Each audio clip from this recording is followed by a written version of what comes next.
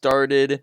And then, yeah, basically just since this is a team coaching session, kind of the style that I'm going to go through with this is we're going to spend like the first hour or so ish on team play elements, and then the second hour ish on kind of some individual play, so that as long as that's okay with you at least, so that we can just get into give everybody just something individual to work on, so that you both have a team kind of team objectives to kind of work on, and then also everybody can also individually have their own things to work on in and out of scrim environments. So that's pretty much the rough plan to go about it. Does that sound good with you? Yeah, that sounds good. All right, so pretty much we can get started, unless did you have any questions for me before we do? Probably like towards the end All right. or in the middle. Yeah, All whichever. good. So then I'll just press play, and then I'll be a minute or so. I'm looking for something to talk about, and then I'm just gonna do a third person view here. All right. So we are on a looking like we're kind of on a dive here. With the Widowmaker, they are on a spam composition, double shield. Also running the Widowmaker tracer, so we're mirroring DPS. Though everything else is different. Let's see how it goes. We should have they have the map advantage here, just because double the double shield and spam composition is going to be superior on this like very long map, but we do kind of have the slight advantage in like the rock paper scissors, since dive is pretty decent against a spam comp.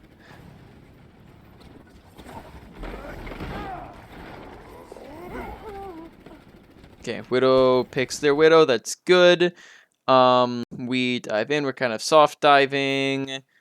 D.Va looks like D.Va and Monkey are a little out of sync, right? Because D.Va's backing up as Monkey's jumping in. So tanks, just make sure we're in sync of when you guys are going in together, because you should almost always be together. Primarily D.Va following around Monkey, unless there's something more pressing for you to be doing. Which in this situation there's not really. So you probably want to be with the Monkey. That way you can DM him so that he doesn't end up getting just bursted through all the damage. You can help put in some extra damage and create some extra space. So right now we're just a little bit far back. Something that can help in this situation. Now obviously we're watching a replay, so I don't really have too much of a clue of what's going on with communication, but just I can inference a little bit. Just make sure you guys are counting down when you're engaging. So that would be like on the Monkey. Just say, I'm going in 3, 2, 1. Then jumping in. That way your D.Va knows when you are going in, and we can kind of pair it up.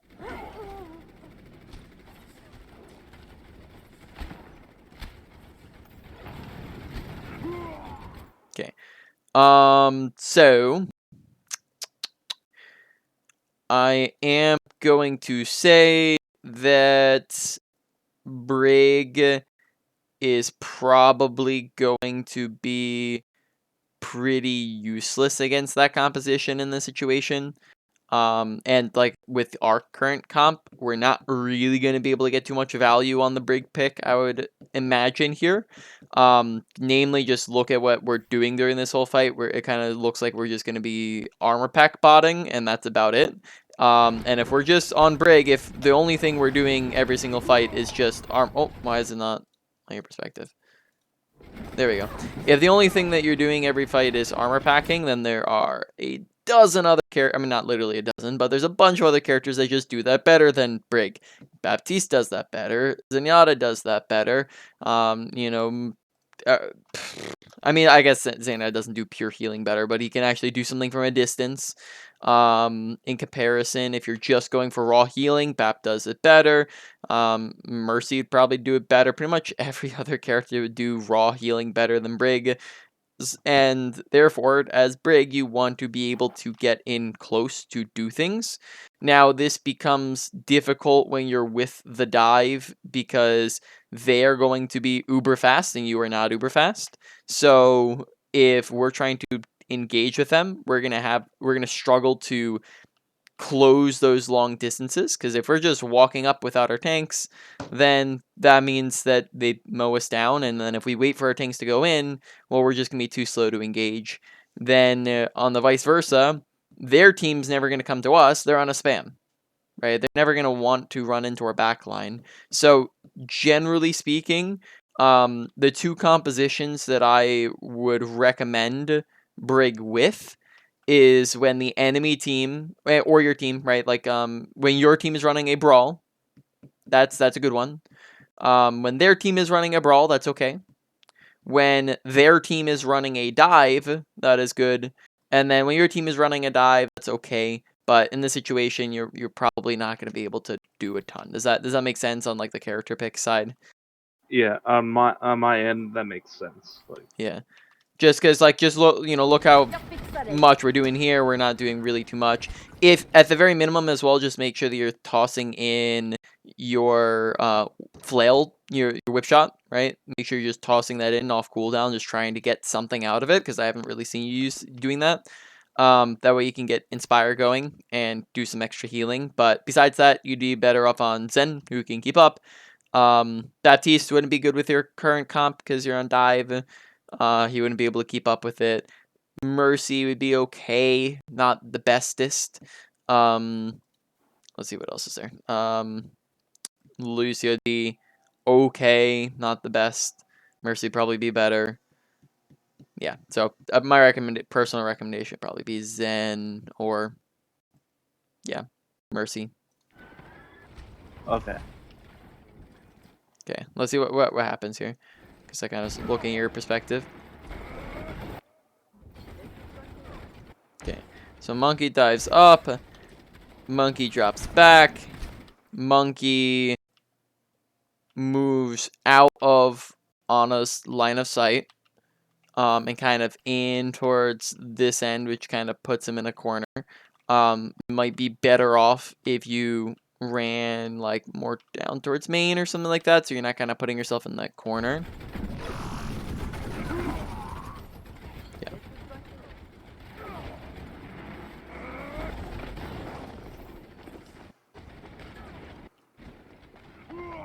Okay. Tracer, make sure that you are not doing that you're just not flanking way too long while the fight is happening.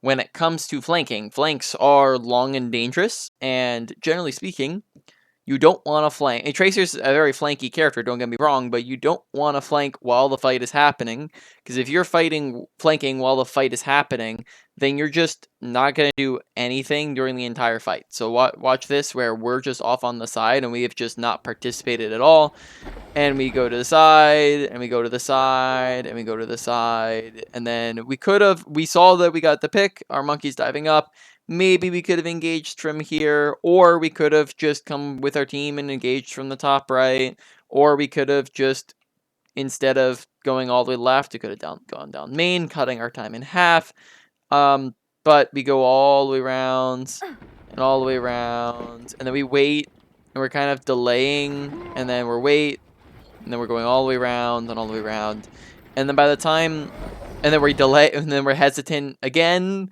and we're kind of changing directions, and then we're still not shooting, and we're still not doing stuff, and then by the time we really see our first person, we're down our monkey.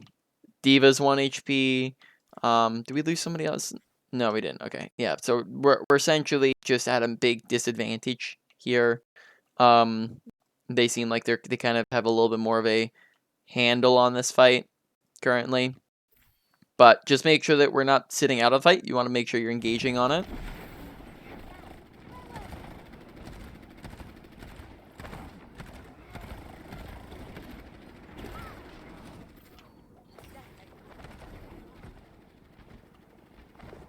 Okay, Widow gets domed. Tracers on our supports.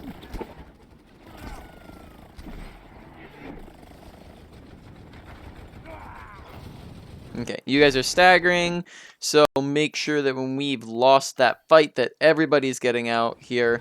Monkey, it'd be very easy for you to just back up and get around this corner. There's no reason to just sit there and take unnecessary damage.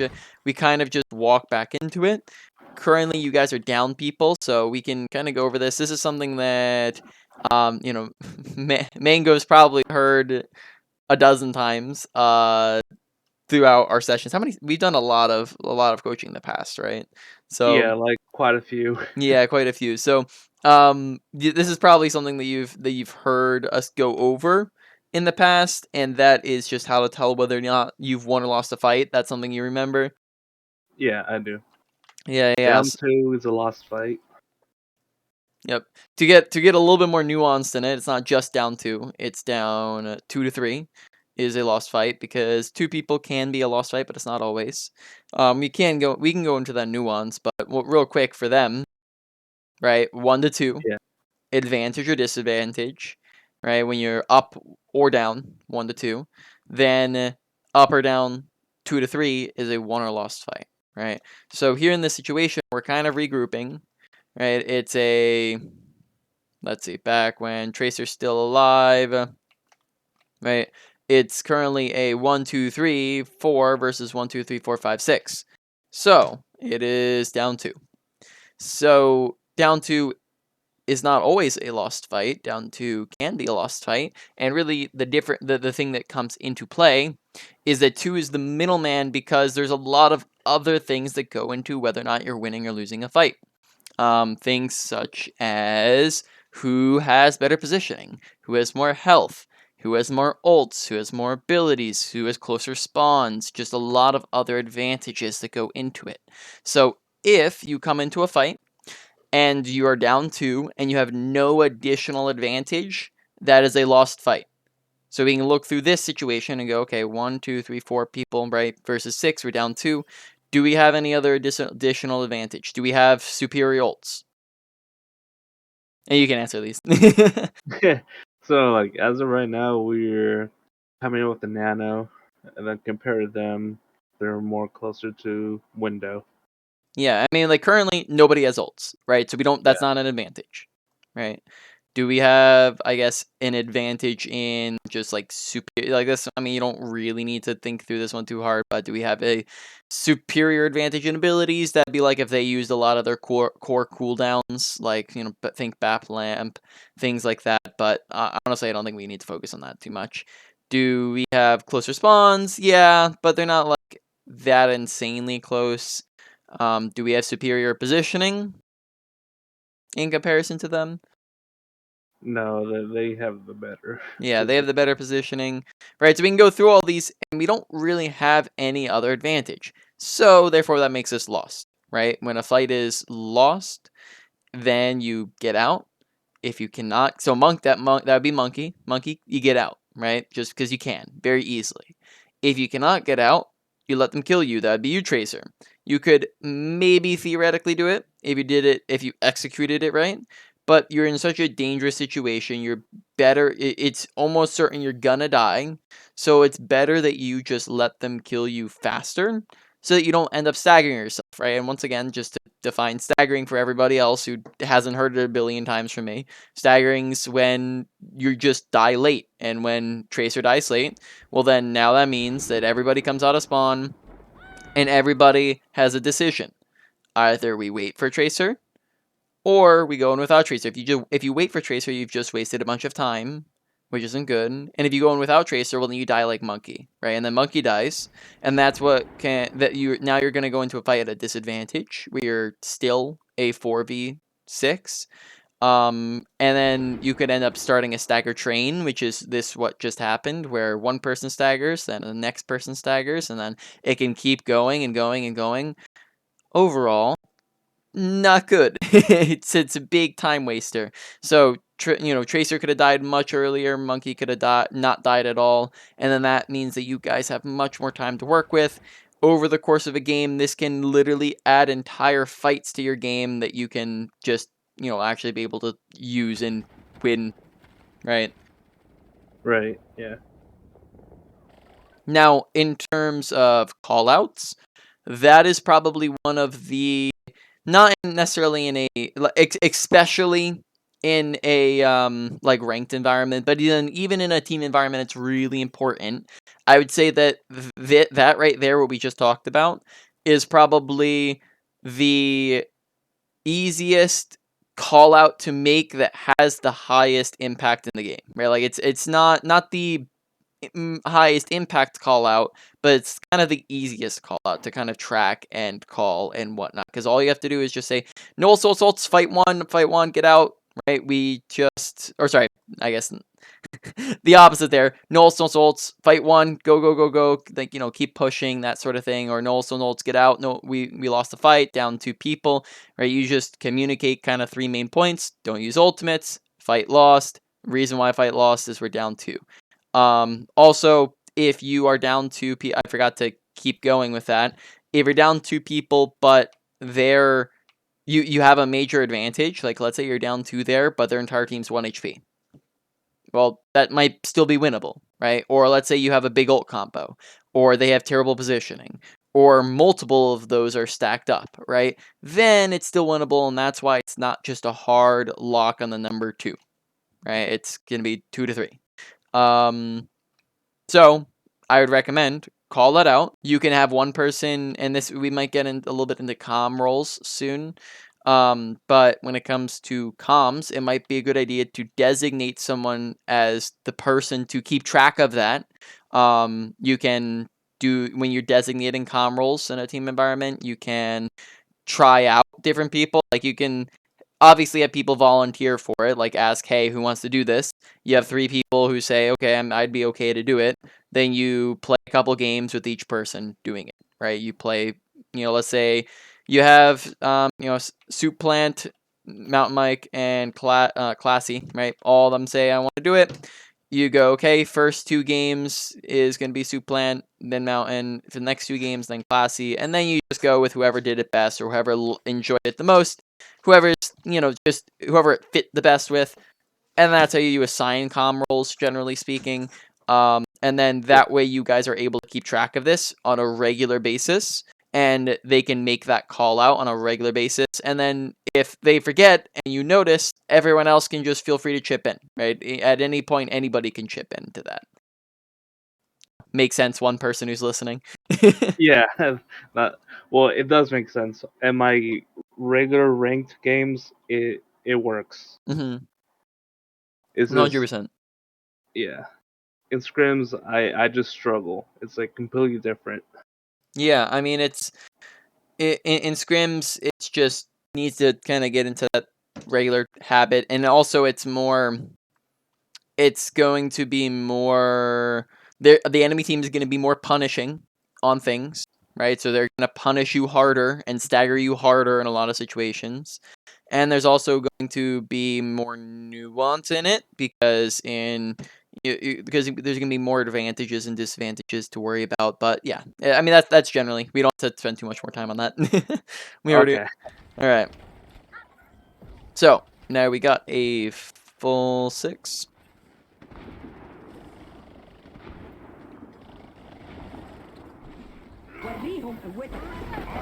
Okay. Also, apologies to the supports and the Widowmaker in the back there. While we're doing this team stuff, since you guys are kind of doing a lot more solo work, we're not really gonna be putting you guys, like, you're not really in the spotlight during this time. That kind of comes a little bit more down to like this triple dive, and then we'll maybe talk about you guys a little bit when it comes to like ults and stuff like that and comms, but like especially like Widowmaker, because you're just pretty much doing it all on your own.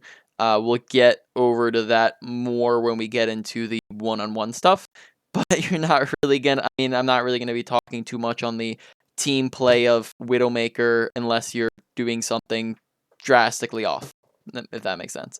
But I mean, you can't answer that. All right, so we're engaging. Right, we got some ults, or we got one ult. We got the nano boost. They have pulse bomb. They have trance. They could probably pretty easily trance this here when we nano in. Okay. Once again, what's the issue here? As of Monkey jumping in, He's going 1v6. Nano Yeah. discorded Mm-hmm. with a bunch of CC for him. Yeah. 1v6.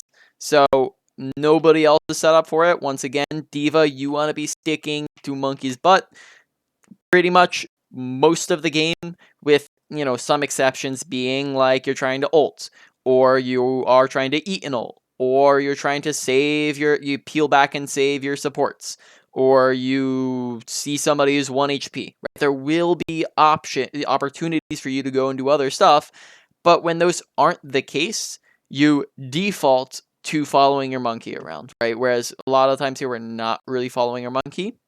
Also, on top of that, it doesn't. Besides just Diva, nobody else is really like set up yet. Like Ana doesn't really have line of sight yet. Brig doesn't have line of sight yet. The Widowmakers doesn't have line of sight yet. Look at this, right? The Widowmaker's not set up yet. Tracer's nowhere near set. Like, I mean, I guess Tracer could 1v1 their Tracer or something like that, but I guess that's Tracer's fine. But nobody's really ready. So make sure everybody's ready before we're engaging. So yeah, just before you're jumping in monkey, do a quick 360, see is everybody in position. You can once again call it out, count it down, 3, 2, 1. Diva, like if he's counting it down, go no, I can't go, right? Something like that. Communicate it. I just want to emphasize, and we'll get. I imagine we will probably get into more calm stuff, because when it comes to team play, like what is team play? Like probably like 80% of what actually makes up team play is just comms, because that's what separates team play from non-team play. Like if you separate playing in ranked versus playing in a scrim, the only primary difference is going to be you guys communicating with each other, with other minor things such as like you all know the same info, you've been practicing, and you know each other's play styles, and you have compositions to play, and maps, and strategies and stuff like that. But a lot of it's going to come down to communication. So communicate. Diva, say, I'm not ready, don't go. That sort of thing, however you want to say it, and that way Monkey doesn't jump in by himself. Because Monkey jumps in by himself, he is instantly half HP as of engaging. Okay, he jumps out. Monkey's dead. Might want to yeah, they trance. Yep. Diva's still not with. Okay. Dive's not really being executed too well as of the moment. Okay, they just use sights. That's an oof. Did we peek it? Yes, we did. Gotta be careful of peeking when they have sights up. That's a big yikes. They landed the pulse. That one, I think it's just Tracer landed a good pulse. I mean. Oh wait, she. Oh no! She blinked around. I never seen that before. Make sure, number one rule of getting pulse bombed, you always stand still when you get pulse bombed. That means that everybody else can move away from you. It's typically also you have recall available. um, so yep, you're good, but now everybody has seen your mistake. Oh man, That's a rough one. Just remember, stand still. All right. We're regrouping. Next fight, we are kind of like charging these up pretty slowly, but they did use a lot of ults, right? They used 3 ults there. They are going to have Bat Window and Orisa Bongo. We're going to have Sights, and then we don't really have too much else. Everything else will maybe get late fight unless we spend some time farming. Okay, nice pick. Nobody seems to be noticing the Widowmaker is up on the high ground. Keep up all, make sure paying attention, keeping audio awareness up, because we would have been able to hear her grapple there. That would have been a very easy kill if we were paying attention. Okay, nice. You guys are on the same page with the dive. That's good. Okay, but immediately you guys separate. Target priority here, right? Who are you guys looking at? Does D.Va make it? What happened there? Did we just run out of boost? Or we cancel it? Oh, we just cancel it. Okay. So target priority. Make sure that before you guys are engaging, there's a target in mind. So once again, communication. Don't just say I'm going in. Say I'm going in on blank. I'm going in on Zenyatta in 3, 2, 1. Or you can just simplify it and say you always want to keep comms punctual, right? Simplify it, make it specific, and also repeat it, right, as well in a lot of situations. So you can say monkey in the situation, can say Zen in 3, 2, or diving Zen in 3, 2, 1, Zen, Zen, Zen, Zen, Zen, Zen, right? That's also going to be target calling right there, is repeating a character's name. This is very, I'm not sure how, do you guys do that too much in your games? We struggle with our comms Mm. mainly. Yeah. I mean, we can definitely keep going in on that. That we'll keep hammering away at comms, but that's something else to add to your arsenal is target priority. Or sorry, target calling. Typically, once again, comm roles. That's not just something that anybody can call a target. Specifically, you can call when somebody's lower at a position, but you generally want to have a hierarchy of who is making the comms, right? Should Widowmaker be calling who you guys are shooting at? It's either a yes and sometimes no. All right, sorry. Let me be more specific here before we get it. Before I start asking that, what's the purpose of calling? If I were to say like Zen Zen Zen Zen Zen Zen, bap bap bap bap bap bap bap, what would be the purpose behind that? Oh, they're high priority and very easy to kill. If not, it will make team fights a lot harder than Hmm. it needs to be. Yeah, and when we do make those call outs, it gets everybody on our team on the same page of who do we shoot at, right? And when 6 people are shooting at one person, they die much, much faster than when 6 people are shooting at 6 people, right? You're going to Yeah. eliminate that target in a snap of the fingers. Then you move on to the next target and you swap. You go zen zen zen zen zen, bap bap bap bap bap, widow widow widow widow widow. Right? You swap the comms, and essentially that's just what it's going to do, right? You're going to get kills much faster. You're going to have in this situation the problem is that Monkey and D are on 2 different targets. Okay. Now back to the question, Widowmaker, right? Widowmaker, if she's making the call out, what's Widowmaker's style of damage? Getting a pick in the fight Okay. usually. One typically, like one tap, right? Pick, like you said, it's usually a very individualistic style. Widowmaker does not need to coordinate with you guys very much or if at all to get a one tap headshot, right? And Yeah. you guys shouldn't really be trying to chase and follow what Widowmaker is shooting at, because Widowmaker can shoot things across the entire map. You guys can't. Like, not everybody can. So Widowmaker wouldn't make any sense to be the one calling that, because Widowmaker's not the one actively shooting at anything that everybody else is going to be shooting at, right? Brig, same thing. If Brig's sitting in the back here, why would Brig be making the call out?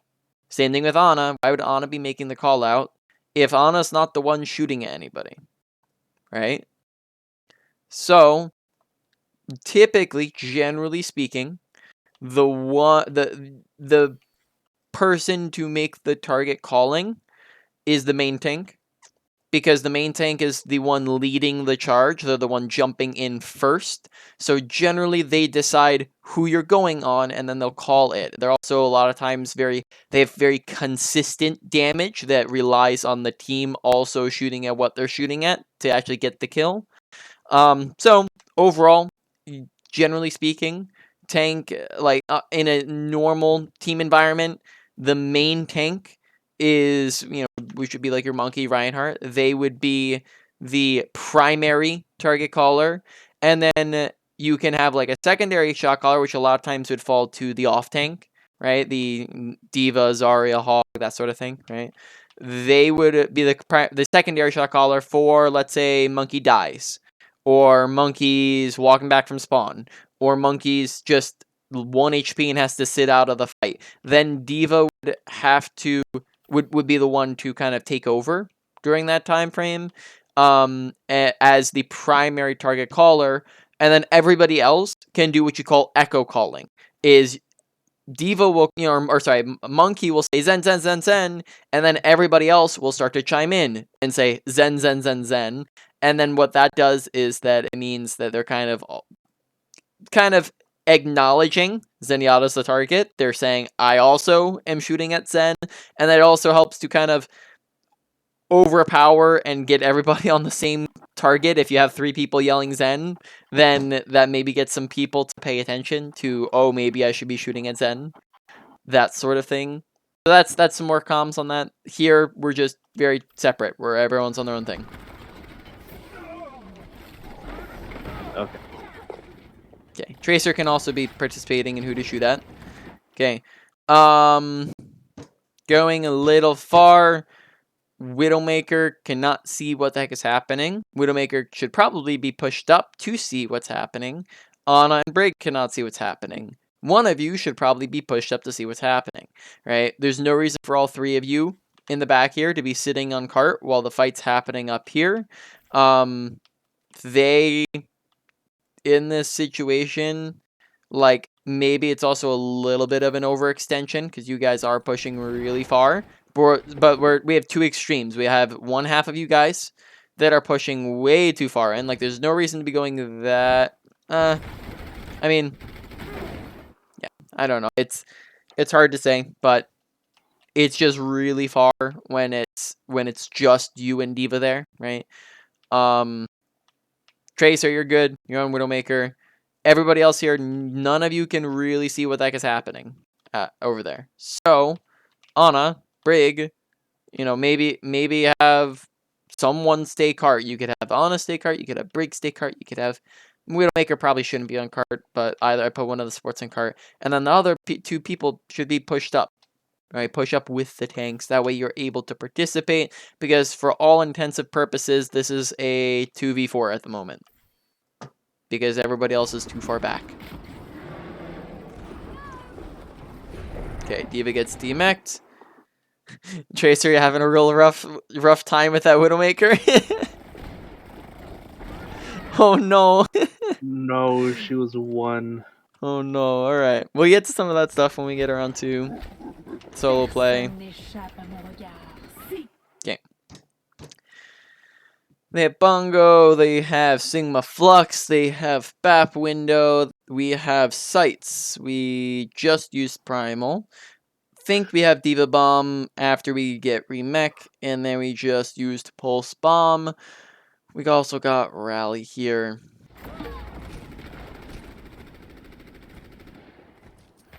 Okay, we got a pick.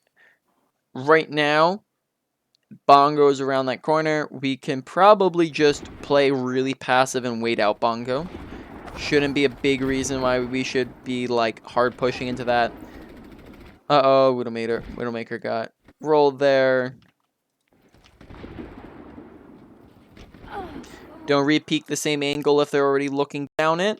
That just gonna get your head tapped, especially when she has Bongo and she can just shoot faster and still get the same amount of headshot damage, right? Just peek a different angle, right? Grapple up in the air, go to the high grounds, wrap around left, grapple right side and do something on right side.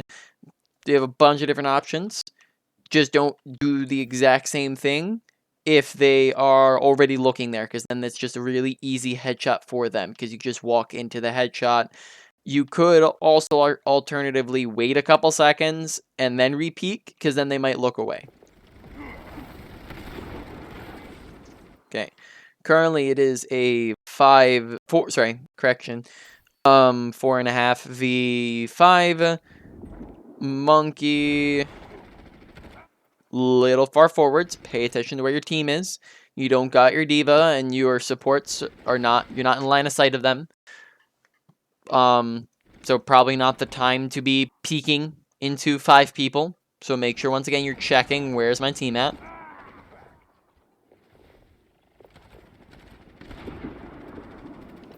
Okay. This point it is regroup time. Alright, we lost our monkey.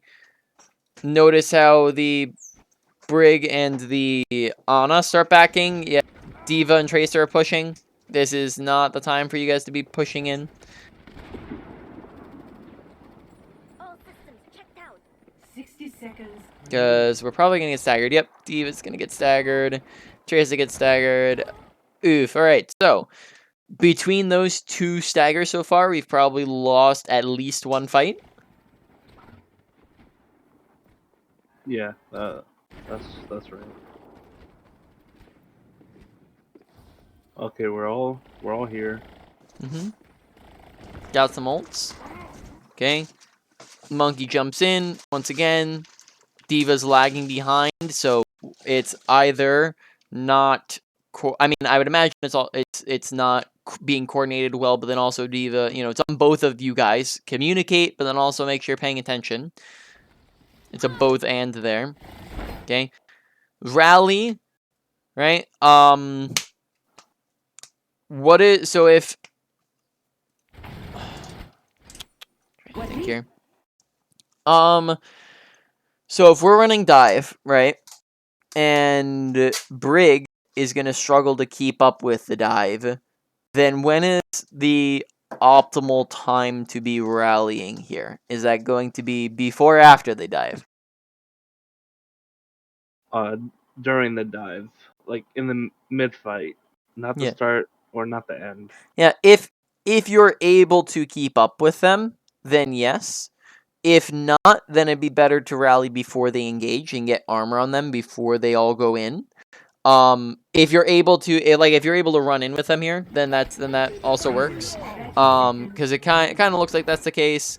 But a lot of you're sitting around. Diva, once again, you're full HP. You have rally armor. Monkey's diving in with a nano boost, and we're still sitting back. No excuse, no reason for that. Definitely should 100% be in with the monkey right now. Monkey. Yeah, kind of end up getting rolled here.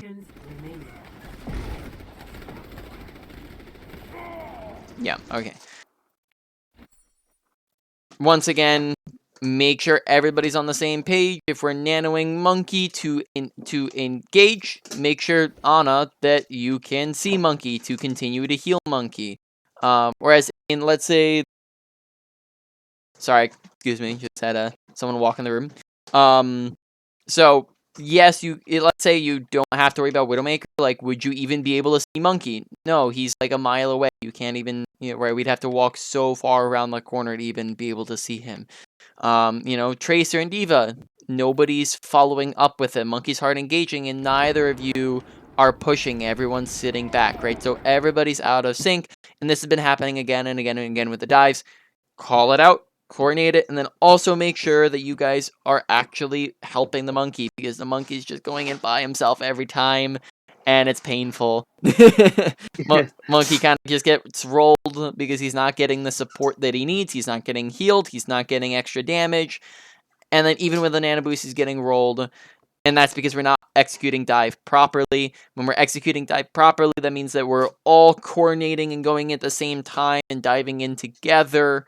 Because Monkey by himself is not going to be able to kill 6 people. He needs to have the Diva with him and the Tracer with him and the healing with him.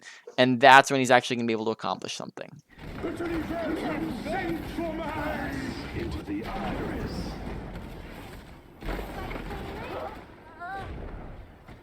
Personne n'échappe à mon regard. Sorry, I don't know why I'm sitting on that angle. No, that's fine. It's kind of just washing through the walls. Alright. They use sights. Tracer, we're touching. Communicate who can touch. If there's 10 seconds left, say, I can touch, I can do it. There's no reason for Tracer to be kind of right here trying to like touch point on the front line if Monkey's able to touch. No reason for it. Monkey, this bubble, I mean, we'll maybe get to some of the stuff when we get to the personalized stuff, but generally speaking, Bubble doesn't want to just be plopped down. That's not how Bubble wants to be used. Shields in general, you don't just throw them up against any little itsy bitsy bit of spam. Because then it just doesn't do anything. It just gets shredded and it's down in 1 second. And then what did it accomplish, right? Okay, we could have gone around the corner. We could have gotten healed. Didn't really do anything. Instead, shields and bubble want to be used for abilities and ultimates and high amounts of damage. And when we or our teammates are in danger and low, right? It doesn't want to just be plopped there a lot of times. And we can also use it to isolate people when we dive in. So generally speaking, we use it when we engage, like right here when we're on point, not when we are back there. Okay. Monkey's stalling out point. Sigma's in our back line. We kind of have people looking at the BAP. Okay. Monkey. Kind of right now. Let's see. You want to acknowledge that you are just pay attention to where your team's at. Pay attention to the fact that your team's not with you. Right? Turn around. Make sure you're just you're being aware of your surroundings. We can't hard push when they're all focused on different things. So right now we probably want to just be stalling card out. That should be like our only objective here. We can probably even turn around and maybe he's out of reach. Right, but we just want to be stalling. You're not going to be able to hit anybody and kill anybody. We're just kind of 1v3ing and then we die. Alright. Good pulse. Cease your resistance.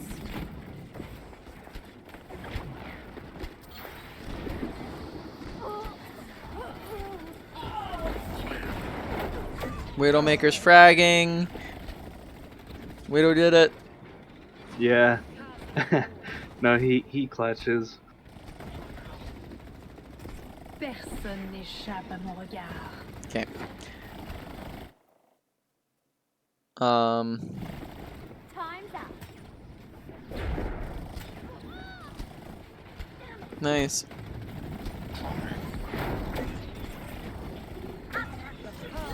Okay. Notice once again the split attention on the ball and the tracer. Okay, let's. Okay, nice. We get the Sigma. Nano boost goes on to who? Wait, who did we just nanoed, right? Who did we just nano? Is that ball? No. What? Am I tripping? Maybe go back a few seconds. Oh, it's Diva. Okay, okay. Okay. Yeah, there we go. Okay. In this situation. Okay, it's a 1, 2, 3, 4, 5, 6 versus 1, 2 people, 3, 4 people. Sigma's low HP, Mara's about to be low. They are split. We kind of are all grouped together. What's the status of this fight? So they're down one, and then they have one coming back from spawn. So it's like a 4v6 currently, just split. Yeah, so what would that make us in this fight? Would that be an advantage, disadvantage, one lost fight? Advantage, winnable fight. Yeah, I would probably say that this is a one fight at this point, right? Because you guys are probably gonna kill Sigma pretty fast, right? Because he's already low, or Moira, who's just standing there on the open, right? Ball is very separated from the fight, though he might, get on your Widowmaker soon. Zenyatta's, a little bit separated from the fight. Trey's not coming back anytime soon. You guys are about to cap point. They have to be on point. I would say this is pretty much already a one fight, whether or not we use Nano or not. They do use Trance, right? But we ended up getting the Sigma in time. Yeah. Let's see, they trying to get our Widowmaker. Okay, they get their player back. Maybe I misread that a little bit. They did have their Tracer coming back from spawn. Okay. Okay.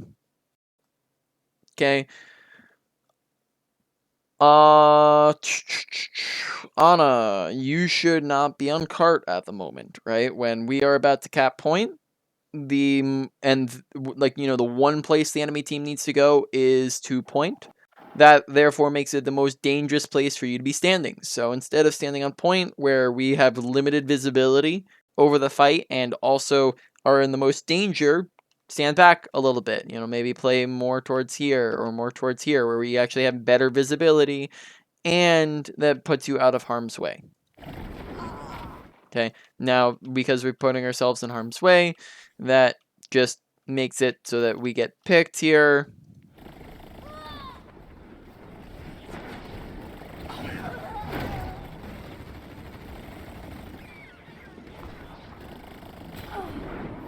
Massive Widowmaker.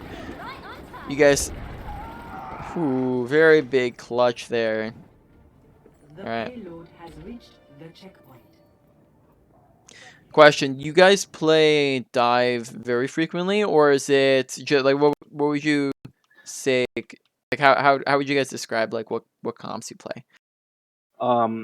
We mainly play a combination of dive, and then we usually play like a ball sig, and then when it comes time to play brawl, we do that in Kings Row.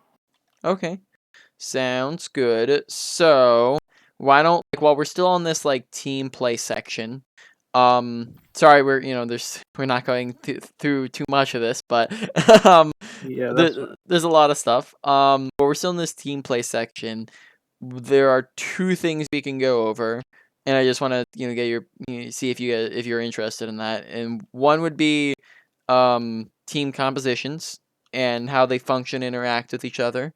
Which I'm not sure if that's something I'm scrolling up right now. Is that something we've ever gone over together? Think maybe at one point, but I'm not seeing my chart in our history here. No, I think we focus maybe like one hero at a time. Yeah. So we can do that. So how does what are the different team comps? How do they all play? How do they interact with each other? That sort of thing. And then the other thing is we can talk about more comm roles, and that is ult tracking and ult planning, which are probably among the most important comm roles in team play, in my opinion. Which is something we can go over in a moment as well. Both of those sound good to you? Yeah, that sounds good. All right. So over here, let's see. I'm going to send it to you over on Discord. The rough composition list. This is just a quick. All right, there we go. It wasn't sending. All right, so this is just a quick general list, right, with the comps, which we can just go off of. Dive. That's what you guys are playing, right? Dive is generally speaking very it's going to be your fast-paced characters who have high mobility. They typically start off far away and then they dive in very close to you. Generally speaking, their playstyle is very slow to start as they're setting up the dive, and then very springboardy where you're snapping into a fast-paced engagement. Dive is pretty standard in that way. I wouldn't say there's too much special with dive. Brawl and spam are very important to understand. They're both very simple as well, but they're also important to understand how they interact.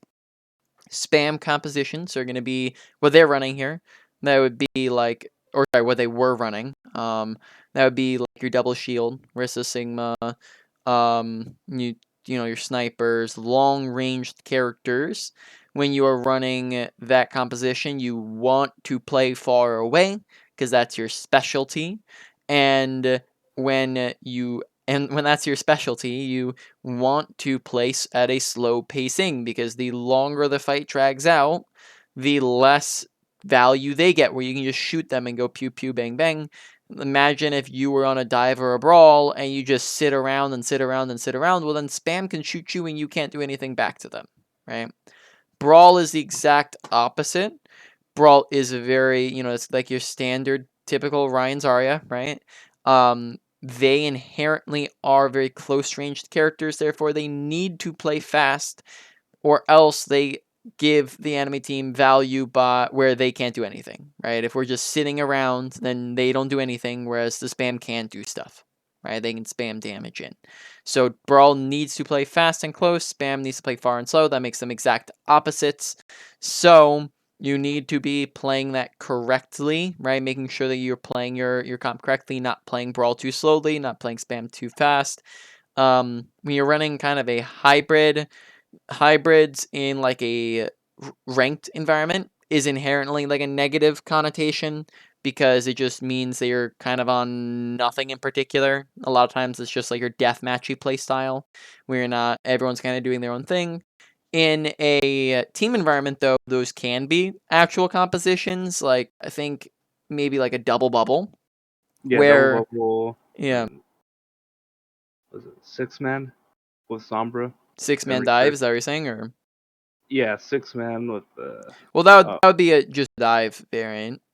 oh, that would. Okay. Yeah, hybrids when you're not really running anything in particular, any of the comps, right? So double bubble wouldn't really be like, I mean, depending on how much dive you have with the monkey, um, it wouldn't necessarily inherently be a dive, but it's also not necessarily a brawl because a lot of times the Zarya is not just running in there, so it's kind of a little bit more in the middle. It's not really anything in particular, therefore it's going to have a little bit more of a unique playstyle. But the other three are the main comps that have always existed and probably will always exist in the game, right? So think back to old comps, right? Like even like goats. Goats was a brawl variant, right? Oh Double yeah. double shield spam variant, right? It's just you have a lot of different types of things. Another one that's maybe a little bit more hybridy would be like if you're running, which this one's not. This one's nothing that you'd run a ton in a team environment, but that a little bit more of a hybrid would be like a hog ball, or even, or no, I guess not that, but if you're running like a ball sigma, like you said you do, that would I would think, in depending on what your other characters are, that to me sounds like a little bit more of a hybridy tank lineup at the very least. Um, and the hybrids are not inherently a negative, though sometimes they can lack a strong suit, they can lack a specialty where they're kind of flexible and diverse but not really excelling in any area, if that makes sense. Yeah, that does. Yeah. So now, I mean, identifying comps as well is important because you need to understand, you know, what are they actually running. Generally speaking, if they have 4 or more characters in a particular comp, they are that comp. So if you have 4 spam characters or more, you're a spam comp. If you have 3 spam characters and 3 brawl characters, well, you're not on a spam, you're kind of on a spammy brawl hybrid, right? You're kind of in the middle. And that is probably one of the worst comps in the game you can run because you're literally pulling yourself in half. You're going into your play style is exact opposites. Half your team wants to push real fast, half your team wants to back up real slow. Right? So, also keeping in mind as well when you're thinking through this that each individual character can be good or bad in multiple comps, right? So you can have a McCree, or I guess I don't know who's a good character. You have a Genji who is good in a dive, who is good in a brawl, but is bad in a spam, right? You have Baptiste, who is good in a spam, good in a brawl, but bad with a dive, right? So it's each individual character can work in multiple comps. Make sense? Yeah, that does. All right. Trying to think if there's anything else I wanted to cover in that. I think that's mostly it. Did you have any questions there? Here would the brig be better since the enemy team switched to a Rhine Sig? Yeah, they're running in on you. If they're running on you guys, then that might be a little bit better. But the other thing to consider as well is that it might also be better to mention that it's best in like the brawl v brawl, because if you're just running brig and they're on a brawl and they're running into you, you can't just stay there and swing, because then you instantly get shredded and you die, because you're the only person on your team who wants to be close in that situation, right? But if your team's on a brawl, then you can be close because they sustain you being close, right? You can have your Reinhardt in front of you and healing and the Zarya bubbles and things like that, right? Whereas this, I'd say it's better than when they were on spam. Definitely better, but still maybe like difficult to work it in. But yeah, I'd say definitely better, especially as we're yeah, maybe especially as they're starting to move a little bit closer to the closer quarters part of the map, even though they're not even that close, but less wide open than this point at the very least. Alright. Okay. Oh, we're gonna go over the other thing. The call comes, right? So, essentially, do you guys currently have an ult tracker? I don't. Well, we don't. We hardly all track from time to time. Mm-hmm. So, ult tracking, right? That's just the process of guesstimating at what ultimates they are gonna have on the enemy team for the next fight, and I will teach you guys how to do that and why to do that. We're covering the why now, and also just like same thing as before. When you want to select an ult tracker and just ask who wants to do it, have people raise their hands, try them out. Generally speaking, a lot of the times support the traditional ult tracker is the main support character. So the person would be running like Lucio, Brig, Mercy, that sort of that person. But it can be the other support, and it also could be somebody else. Though I'd say typically it's like the DPS and then the tanks. But the issue a lot of times is that the supports get the broadest view of the fight, whereas the tanks and the DPS a lot of times can tunnel vision in on what they're shooting at, right? So that just means that they have a little bit of an advantage in tracking, right? So that's why supports are the best.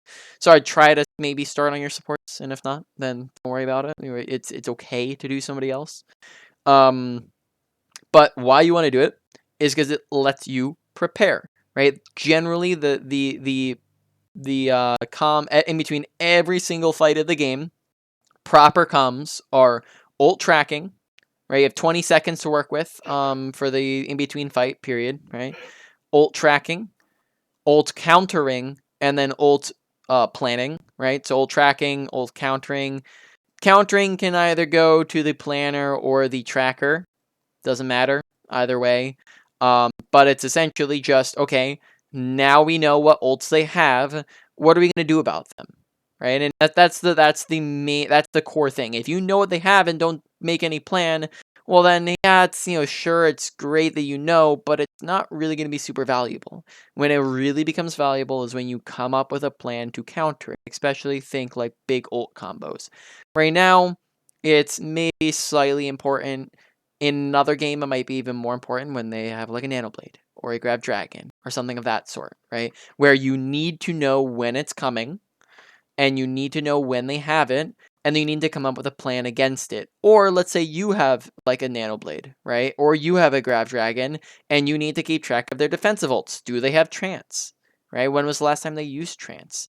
And this is really important because we can't just go willy-nilly and toss in a Grav Dragon, and then we go, oh, I guess they Trance. Who would have thought? When if you are ult tracking, well, then you know that ahead of time you can come up with a plan, right? And that comes into ult countering, where maybe you can try to focus the Zen and kill him early, right? Or you can try to bait out Trance by putting pressure on him or putting pressure on somebody else or using another ultimate. Maybe you can use maybe you can use something that's a little bit less powerful than your Nanoblade to bait it out, right? Maybe you can try to just give your Genji more resources, put a Mercy damage boost on him so he can go through the Transcendence. Maybe you can try to split their team up so that Zenyatta's away from his whole team. That sort of thing. That way you're not just coming in unprepared, right? Same thing with their ults, right? Let's say you know that they have a Grav Dragon. One of the easiest things in the game to do to counter Grav Dragon is stay split up. But none of you guys know that if you don't know what's coming. Right? If you guys don't know what's coming, then everybody groups up in a tiny little ball. All of you get grabbed, all you get dragon, and then everyone dies. Right? But if you know that it's coming, well now the old tracker can say stay split up. They have Grav Dragon. You guys all stay spread out. Now if they grab, who are they gonna catch? 1, 2 people, right? And that means it gets a lot less even if it lands. Also, that means that someone like your diva can act it. You can say diva, they've got dragon, look to eat either or, and that counters it, right? It gives your diva a chance to look for it. They have shatter. Now it gives you Reinhardt. Reinhardt knows to block it. Things of that sort. They have nano blades, and Yada knows to trance for it, right? If he doesn't know, it might be delayed in reacting, right? That's the importance on it. Now that we've gone over the importance, does that all make sense of why you'd want to ult track in the first place? Yeah, it would just make team fights way better. Yeah, I mean, it's simple as that, right? It just makes things much easier to manage where you're going forwards with a plan, going into a fight with a plan versus coming in blind and reacting. You're always going to have a better engagement when you are coming in knowing what's happening versus just being blindsided.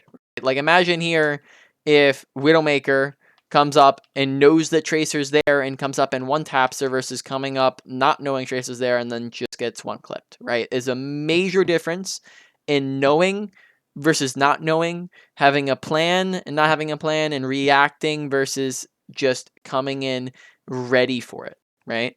So now that we've already gone over all that, and we kind of covered that middle section of ult countering, now let's discuss ult tracking. Ult tracking is, it's a process. It can be a little daunting. I'd say the most daunting part of ult tracking is not in actually ult tracking itself. It's actually decently simple once you break it down, which I'm about to do. But the most daunting part is the fact that you have to get into the habit of doing it in between every single fight. And that can be a little bit difficult. But the main thing is just building the habit up. You have 6 people, so remind the ult tracker, hey, ults, right? What happened, right? What ults do they got? And then that can help keep your ult tracker accountable, get them into the habit of it. Once they get into the habit of it, they should be good, right? They'll remember. But you just everyone wants to help chip into that. That's the most daunting part. But that's the same thing with any habit that you're trying to build. You have to think, oh no, I have to be in good positioning all the time. I need to be not feeding all the time, right? It's always gonna be daunting like that, right? So how to do it? Ult tracking. Ult tracking is essentially when you're guesstimating what ults they have. First thing you're gonna do is you are going to press tab. Right now I can't press tab. It's not gonna show up for me in here. So instead we're gonna use team 1, team 2, and top left and top right. Ult tracking, you're gonna press tab. This gives you a visual to work with, to take a look at their team and work from there. You're going to scan their team comp and go left to right. So we're gonna use team 1 here, and we are going to say to ourselves, okay, last fight I saw or heard you have to don't have to say all this out loud. You're thinking this to yourself, right? Last fight I saw or I heard, they used Shatter, they used Whole Hog, and they used Pulse Bomb last fight, right? And this is, and that means that therefore, coming into this next fight, they will not have those ultimates, because generally speaking, you don't get, like, unless you charge them really fast, a lot of the time you're not going to get an ult every single fight of the game. Generally, there's a gap. It comes like once every 2 fights. So you use an ult in a fight, you charge it up in the next fight, the fight after that, you use it again. So it's every other fight that an ult happens. So if they just used an ult, that means they probably will not have it for the next fight. That's the basic foundation. It's not the only thing, but that's the basics, right? Widowmaker, right? So we keep going. Okay, they just swapped from Soldier to Widow. So that means once again, that's fresh. They don't got it. They just swapped. And then we're not really too sure because we didn't see or hear, the Moira, the Zenyatta. So, or maybe you died or something like that. So you can ask your team. I'm not too sure. Did they use Zen or Moira? And your team says yeah, they use Zen. Right? So everyone else can chip in there, right, and add in. Or they can correct if they're like, oh no, they didn't use Pulse that fight or something like that, right? Then you add in, right? You say, okay, they use trance, so we know for the next fight, the only ultimate they have is Moira because we eliminated every other option. There is nobody else has it because they just all used it or they just swapped, right? Now there are that's the basics. There are other nuances, right? Like some characters charge ults faster than others. Tracer's going to be charging her pulse much faster than Zen's going to be charging trance, right? Sometimes as well, it's gonna be dependent on how much is the person doing. A full charge Zarya who just got a 6k is gonna have a lot more ult charge than the Zarya who you just killed at the start of the fight, right? So that's other nuances to keep track of as well, but the general principles still stand. Does that all make sense? Yeah. Yeah. So that can be you. I mean, are you would you say you're generally the? I'm not sure if you know even what I'm talking about when I say the term, but are you the main support on your team? Yeah, like the main support.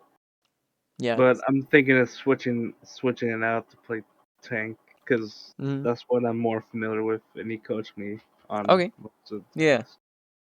Mm-hmm. So yeah, I mean, it's just whoever, like I said, ask around. So that should happen. It might take a little bit to start. That's the most important one, right?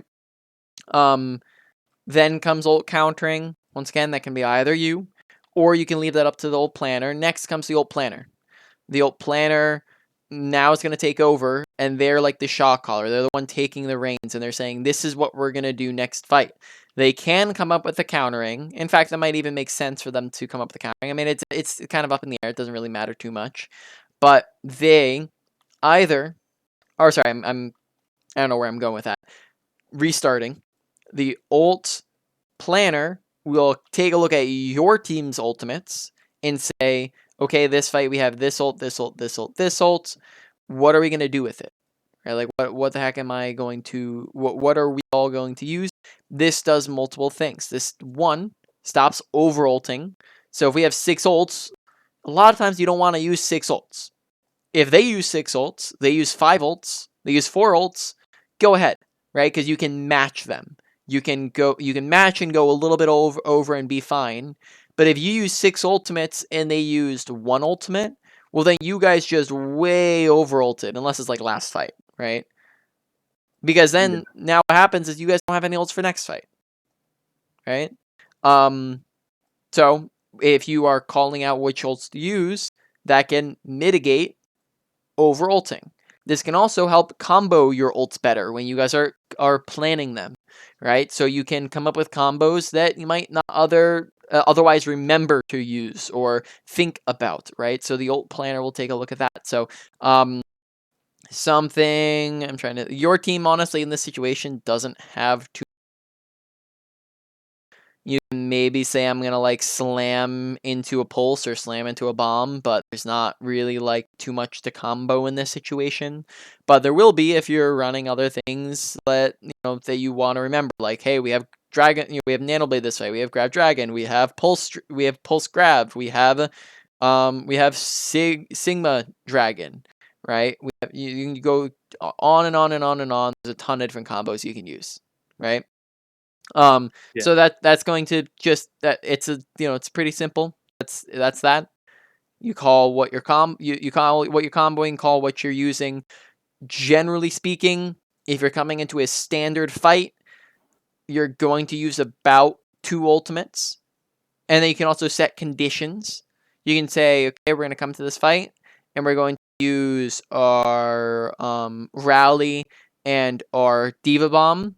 And then if we need it, then we're going to or if you shatter us all, then we're going to trance. Or if they nanoblade, then we're going to trance. Or if we need it, then we're going to trance. So we're putting a condition on an ultimate. So Zenyatta is not going to necessarily use it. He's going to kind of put it on standby and hold.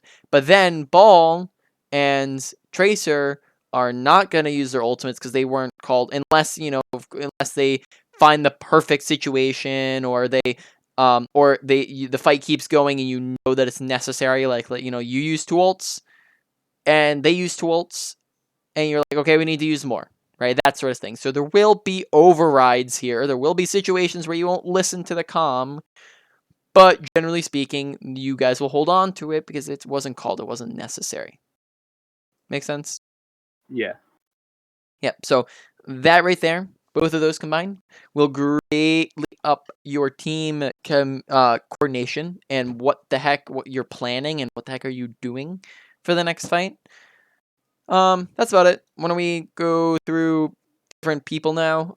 We're gonna take like the last 15 minutes, 10 minutes, 15 minutes of the session to go through like the wrap up review stuff and main points.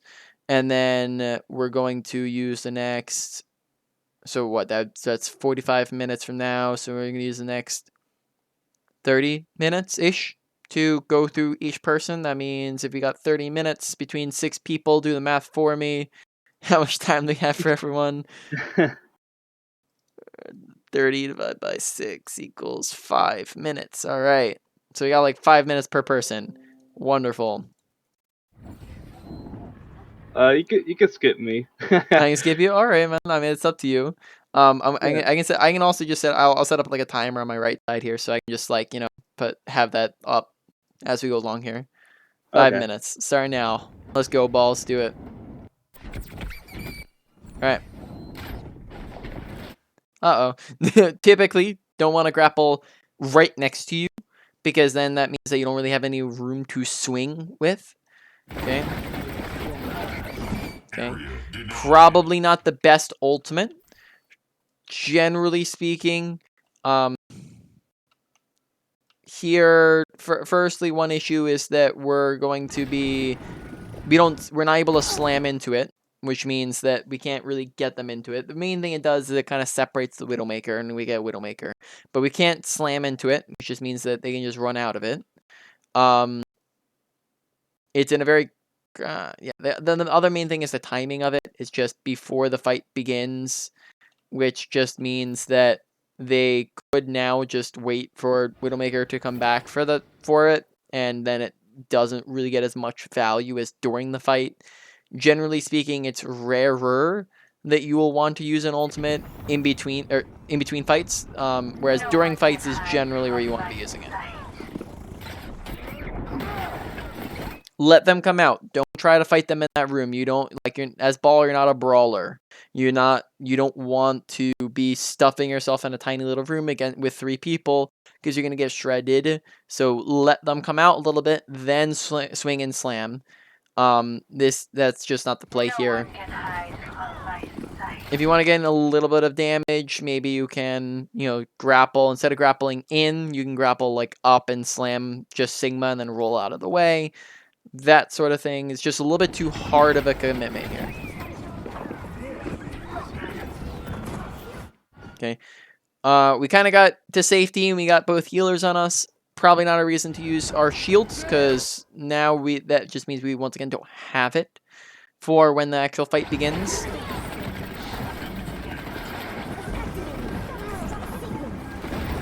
Okay, probably can slam off of cart here. In case you weren't aware, you can pretty much slam off of anything as ball. So you can just run off of anything, like pretty much any object, and just slam. So I can jump up on the car, slam. Jump up on cart, jump off, slam. Walk up the stairs just a couple inches, slam. Right, that's 3 options just in this immediate vicinity. We can obviously slam off of the high ground. So there's stairs right here. There are going to be on this map. Honestly, there's not as many things on the ground here. You know, if we're coming through, we can slam off of this stairway, this ledge, right? We can slam off of, if we wanted to just jump up on the leg there. We can probably jump off of this and slam, right? It's really, if you have like 1 meter up and then you jump off of 1 meter at 1 meter object, you're gonna be able to slam. So just add in some slams here, get in some extra damage. Don't even need to grapple. Okay. Overstaying are welcome in this fight. This is a lost fight. We should have been, you have a high mobility. You probably would have been able to just grapple out, right, and get the safety. But now we're going to probably end up dying.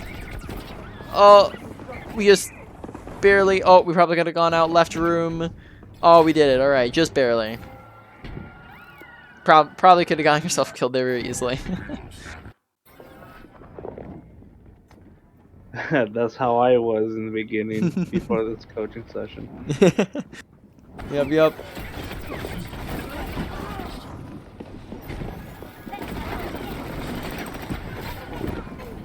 Slam. Not seeing nearly as many slams as I should. Look on the bottom right. You will see on the bottom right. Sorry, it's kind of covered by the thing here. But when we're midair here. Oh, is it not letting us slam from here? This is definitely high enough to slam. I don't know why that wouldn't be letting us slam.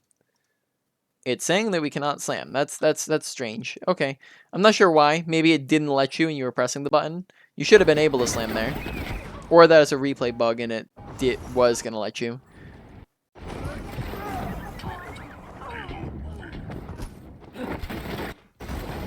Okay, we died. We're coming back. This is already a lost fight. Immediately turn around and get out. No reason to just walk back in when the fight's already lost here.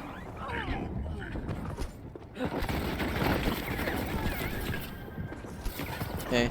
One of the biggest things I've been noticing so far for you, Ball, is that it's just perpetual going in by yourself. Just remember that this isn't a solo game. Obviously we're doing solo coaching, but you can't do it all on your own. You can't 1v6, and that applies in nearly every situation. You're not going to be able to do it by yourself, so don't. You're playing in a team setting, so play with your team, right? Communicate when you're engaging. Pay attention. Before you push, you should always do a quick 360. Do I got my team with me? No? Okay, I'll wait. Yes? Okay, let's go, right? Check to see that you have them with you. Watch kill feed, as we were saying before. Make sure you're not going in and, you know, like here, and we're not going in without our team. There's just been a lot, way too many situations where we've just gone in 1v6, or 1v4, or 1v3, right? Just not the play. It's gonna get you killed. It has gotten us killed a ton, and that just means that we miss out on a lot of value. So I would say that's probably your biggest takeaway here. All right, next person.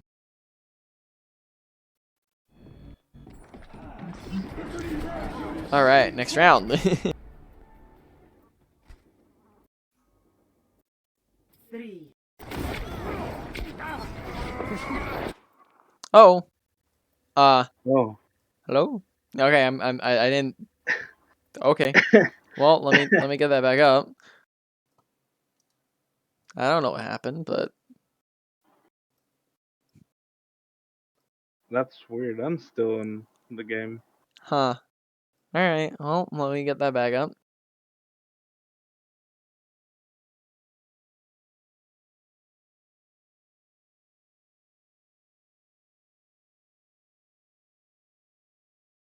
All right.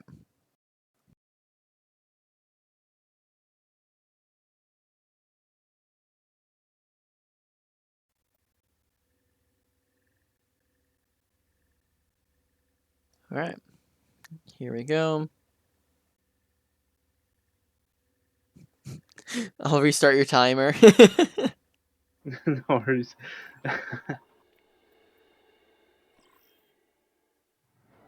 Welcome to Junkertown. Stick with me. Ready for battle.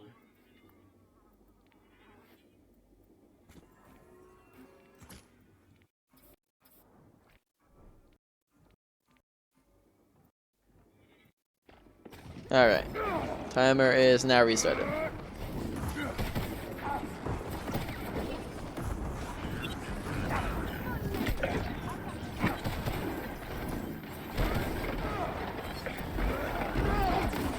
Retrieving the barrier.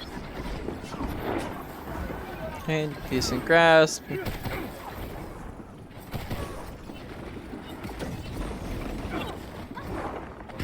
Okay, shield usage. So, same thing as I was talking about with bubbles, right? You don't want to just spam shield up, right? You don't want to just put it up there for any random little bit of itsy bitsy damage. So here, I mean, like we can probably, if you know, if you don't want to get headshot by Widowmaker, you can plop it up. But you know, there's not a major reason to be using shield when you can otherwise just survive off of using cover. Use shield for the things that when shield is really necessary, because otherwise you'll notice that your shield will just get shredded, and then by the time it's actually needed, it's gone. Right? So use it like we said before when you or your teammates are in danger or are low HP, which usually means in danger but not always. Um, Use it when you're blocking ults, blocking abilities, which are high value, and when there's a ton of damage coming in. That's times where you want to be shielding, not necessarily just like every 2 seconds. Okay. Watch running right now. We're kind of pushing hard in. There's make sure we're using cover. Generally, for everyone, Mountain Man, you've already seen you've already heard me go over positioning a billion times, right? Yeah. But general positioning, right? Good positioning is the usage of cover. Bad positioning is the absence of cover, right? So if I am standing right here, then everybody can shoot me, and it's gonna take you like 4 seconds to get behind the nearest boxes, 3 seconds, and in that time you died. But if we're playing off of the boxes, playing off of the corner, well, now we can instantly go boop, can't see me, which is going to be so much faster. It's going to keep you alive, make you take a lot less damage. You can also, it's also just going to be really valuable as a tank because it will encourage your team to play behind cover when you are playing behind cover, right? Because your team will follow you around as the tank. And then also you can put your shield on the corner, and that will kind of make it last longer if only half of it is visible. But overall here, we just way overextend. We kind of walk into the headshot, and then we also don't shield when we had it.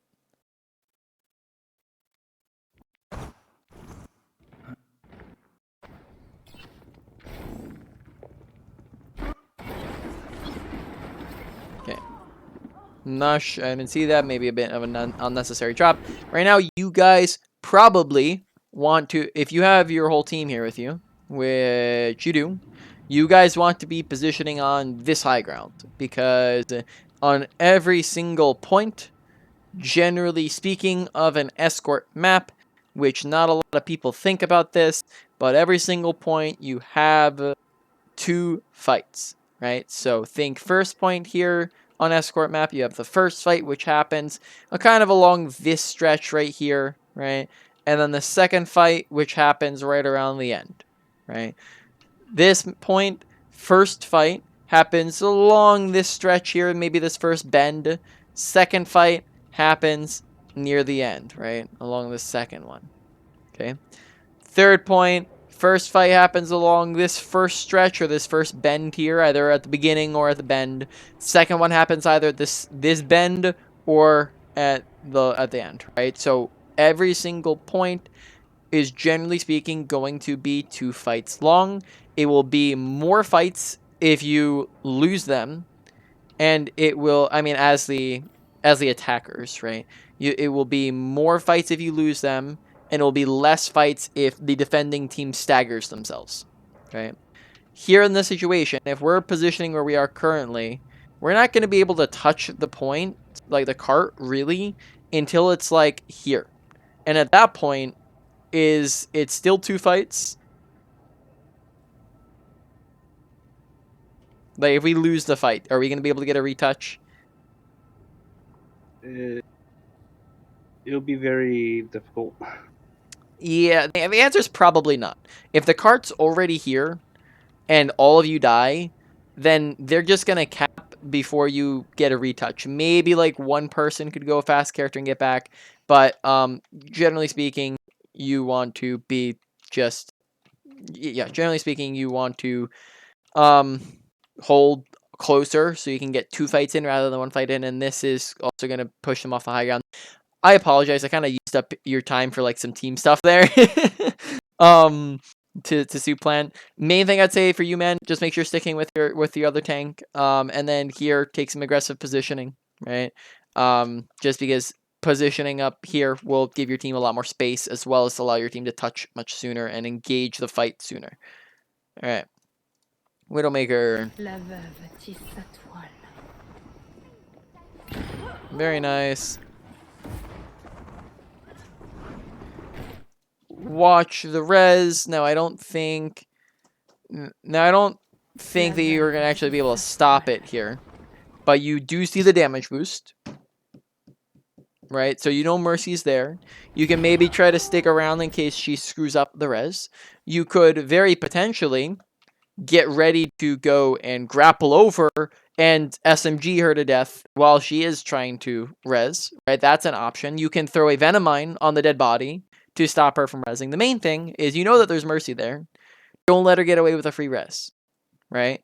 Because if she gets away with a free res, then your pick didn't do anything there, right? And if you pressure her off, if you could potentially get the kill on her here, which opens up for 2 kills. So throw in a Venom Mine, get her off the body, get ready for maybe a grapple SMG because there's nobody else on the high ground to contest you. You wouldn't have to worry about anybody else. It's just Mercy there.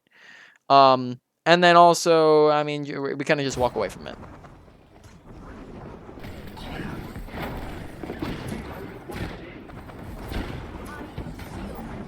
Okay. Now, maybe I missed it. Did she use res? Okay, actually, she used res. Never mind. Maybe you saw it and I didn't, that you already used it. Maybe that would have been something to check. So my apologies if you already knew that she used it.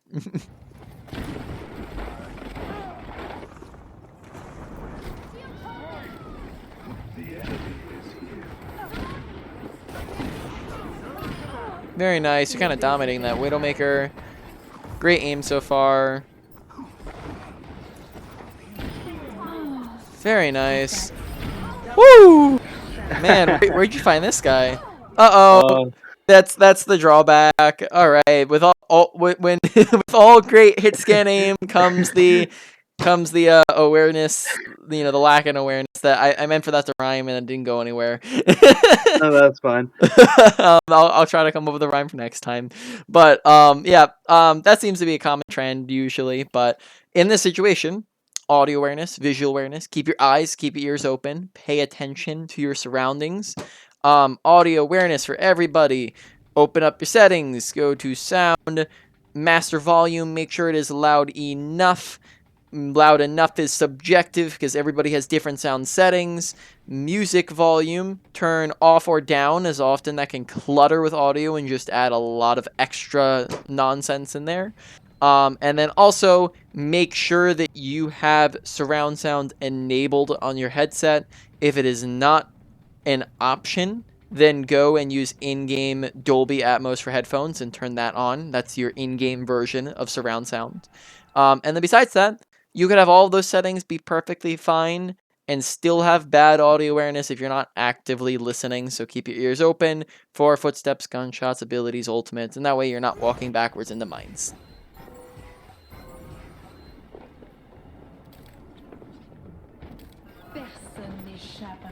No one can hide. Okay, I like that from counter. my sight. Okay, once again, we didn't really hear the tracer blink over. So once again, lack of audio awareness, which could have gotten us killed if tracer is better. I don't know why she immediately recalled there. Maybe she was out of blinks or something. Woo! The enemies of All right. town will be eliminated. Yeah, aim is superb. Probably gonna assume then the deficits come in with the lack of awareness, with the poor positioning, with dying, that sort of concept. Okay, when you get the chance, place a Venom Mine next to you. That way, if Tracer or Ball gets on you, you have a little bit of extra survivability. Also, might want to request healing at some point, just to let your supports know that you do. That way, you're not sitting at half HP.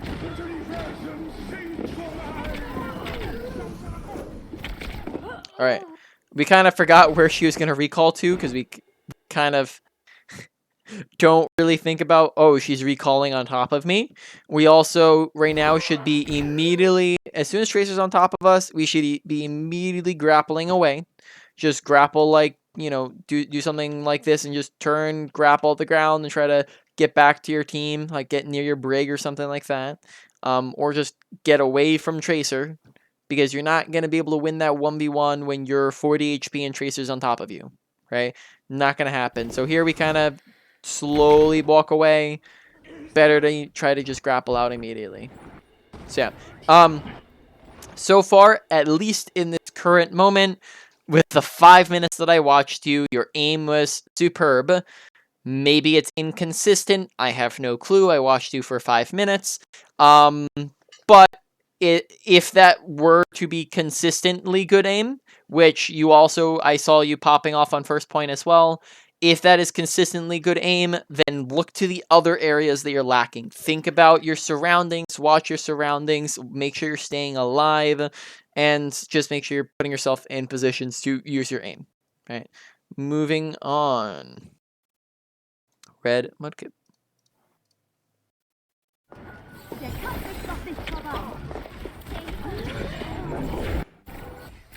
Let's go back to start of the fight. So we can see what's happening. Okay. So this is this is the scrim code. So even if they cap you, the game keeps going. Yeah. Yeah. Yeah. Okay. But you guys are currently playing the fight as if I would imagine. In my head, I'm thinking you guys are playing the fight as if this is last fight. Yeah or no? Yeah. I think that's how the scrim code works. Yeah. That's reasonable. So yeah, that's fine that you're kind of going out here.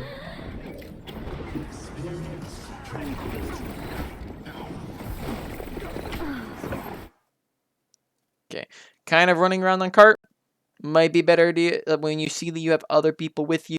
Once again, cart is the most dangerous place for you to be standing when it's the object of attention, i.e. you're about to cap point. Therefore, don't be on cart. If your ball's on cart, go and hunt down the Widowmaker who's on the high ground. Yep, there you go. Uh-oh, audio awareness. Also, team comp dictates playstyle. You guys should be paying attention to what team. That's what we were saying before, right? That's what the entire thing. That's a big section we focused on, right? Of team comp dictates playstyle. When they're on a mercy, we gotta pay attention to dead bodies, right? Because if we don't, then they get away with free reses. If we do, then that's even more value for us. So you just gotta pay attention here.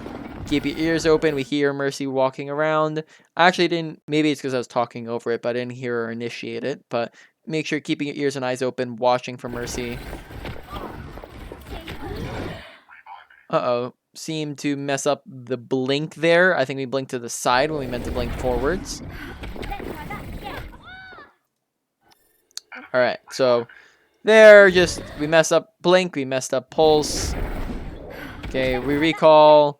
Should be maybe trying to just immediately blink over and grab like a health pack or something.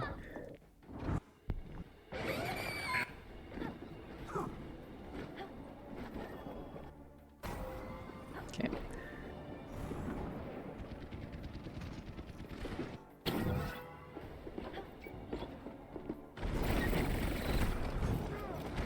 No one can hide from my sight.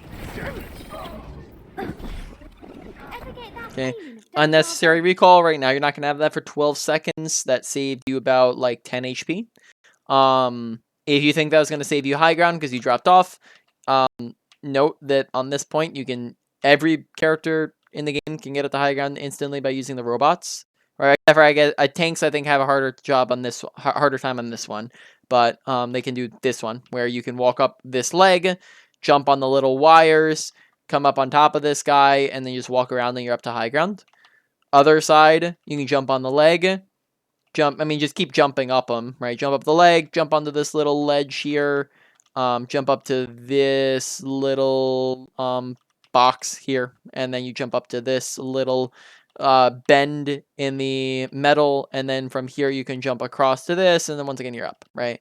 So you don't really need to worry about recalling back to high ground. Over here as well, just as a fun fact, you can walk along this ledge.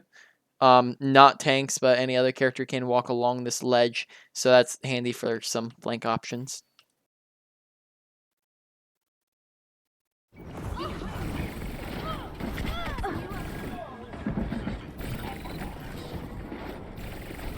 Noticing already a bad habit of your shooting when there's nobody on your screen, right? So we can just go like here, and we're noticing that, right? So notice how we're shooting before we've even acquired ball as a target. So now we see ball, and we're already down half our clip, okay? Then once again, we're shooting at the wall here, and then we stop, and then we shoot, and then now watch how we're going to shoot the floor and then the people. All right, so we're just putting a lot of shots into nothing really in particular. It's just going to waste a lot of your ammo. I mean, you're not doing a whole lot. Wait until you can actually see the targets before you start shooting.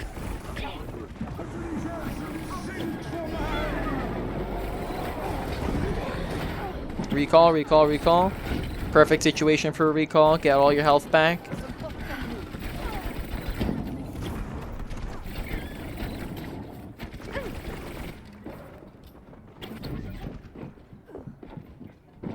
Okay. Don't spam jump. Spam jumping will, firstly, in this situation, make you louder and let soldier know you're coming. Instead, crouch spam, make it so that he doesn't know you're here. Also, it's going to make you easier to, because he already knows you're here now, right? Because he sees you coming.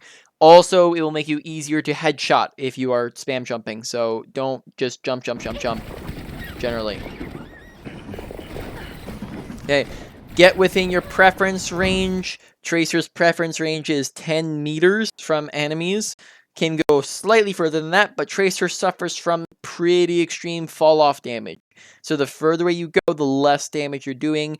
And during the past, like, 2 fights, we've kind of been, like, chilling really far away from people. So notice here on Widowmaker, how we're shooting Widowmaker, this is outside of 10 meters. This is more like 20 meters. And we're just we're gonna suffer from fall off damage from she's smaller targets, so we're gonna be less accurate on her, right? So there's gonna be issues there. So blink forwards, get within range, and then do your damage, right? Whereas we kind of just sit pretty far away. Widowmaker's 1 HP, we let her get away. Go and chase the kill down, like go to the window here, shoot at her, blink out, go and the recall, right? Just chase down the kill. All right. Next person is Classy. So biggest things for you, Tracer. I would say is honestly it's pretty. There's just a lot of little things. Make sure you're getting closer. Make sure that you're actually putting your shots into people.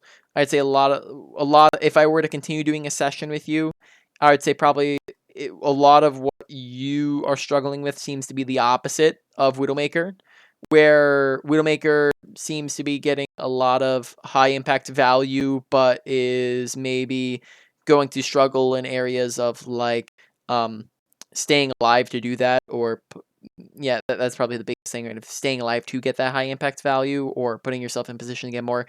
I would say it looks like you're struggling to get value at all. And that's something that we can definitely work on. But I mean, obviously 5 minutes is 5 minutes. So unfortunately, so definitely try to look to put yourself in positions to just do more.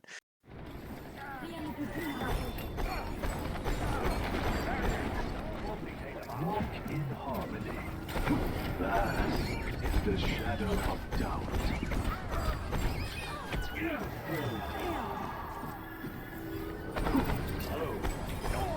Nice.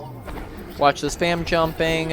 Great shots. I am on fire, but an extinguisher is not required.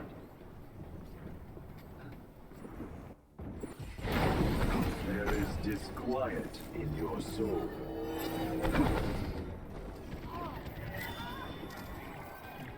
Rally to me!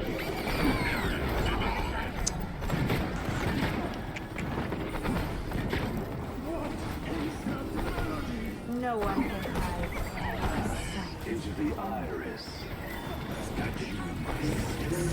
Tranquility. Okay. So we use our ult because we see 2 criticals. We hear the visor. Not too shabby of an ult. Not too bad. So far, honestly, I'm not seeing too much.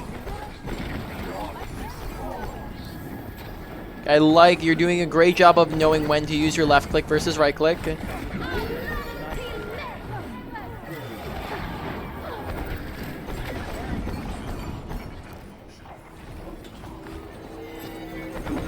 All right, I mean, your whole session's gonna, your whole 5 minutes is gonna be used up, and I'm not gonna see anything. Oh man.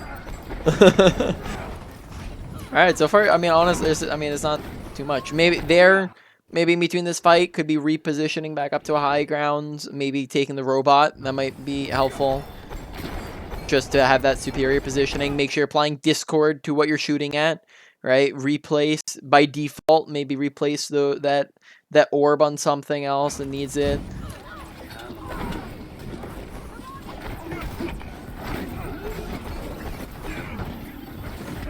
Okay.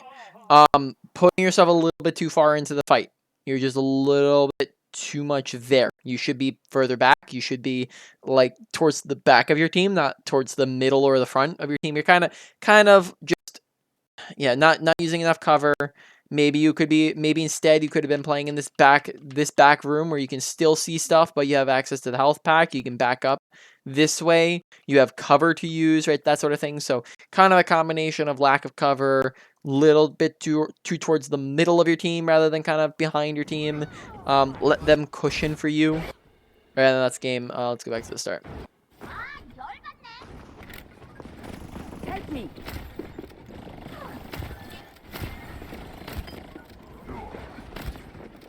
Okay.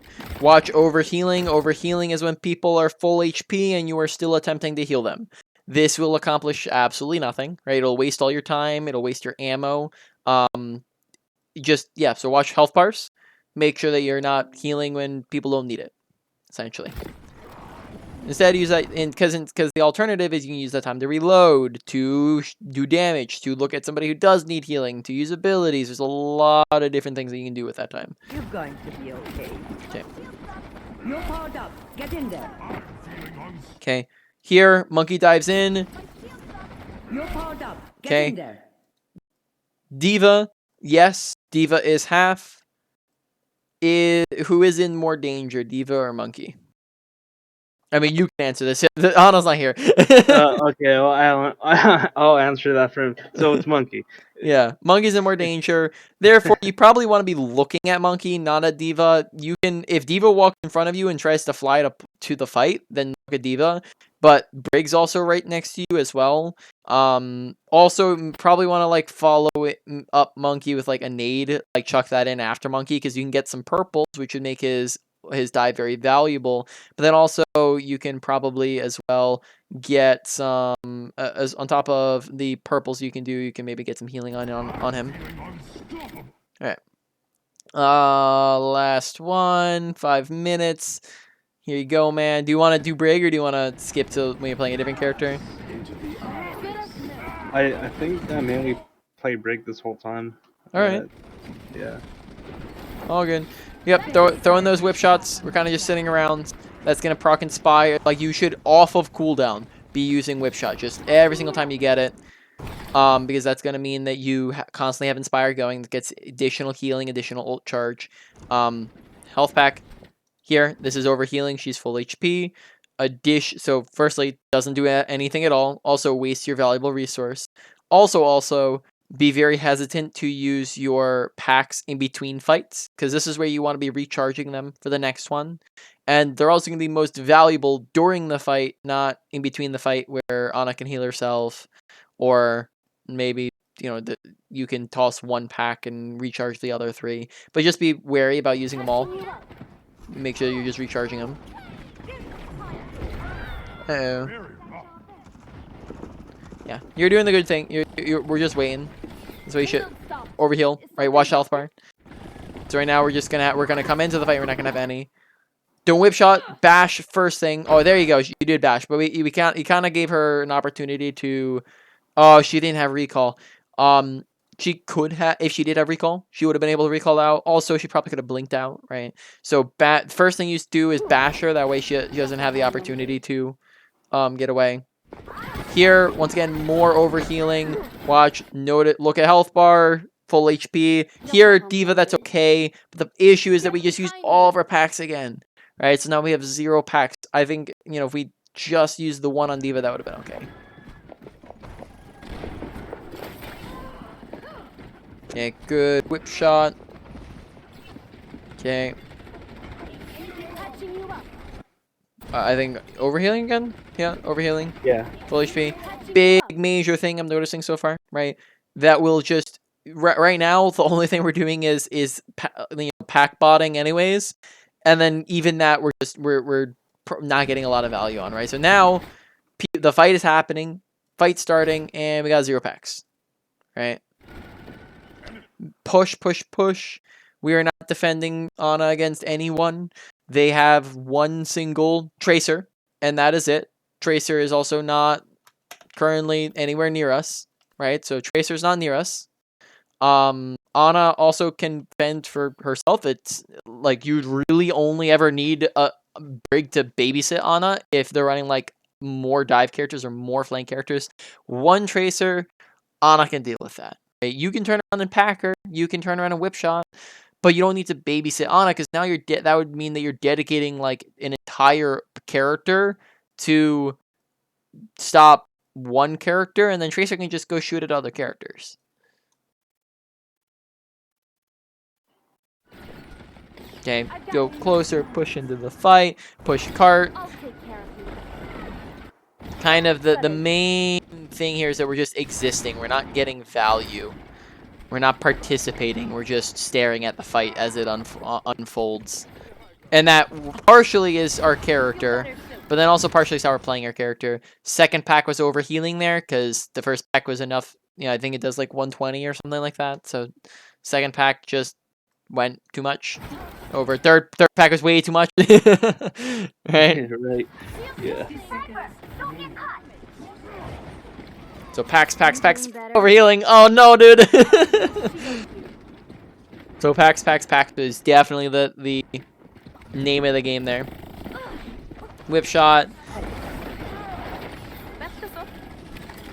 Kind of wasting those packs again. Rally, I think, is decent. Wasting pack again. Alright, so now once again we're engaging the fight and we got none, right? So people need healing, people don't get healing.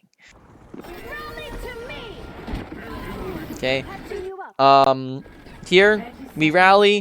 When you rally, you're pretty much a tank, right? For all intents and purposes, when you rally, you're a tank. So just go and push in aggressively. Go further. Sorry, apologies, 1 second. My baby sister just crawled and I have to go pull her somewhere. Oh, it's fine. It's fine.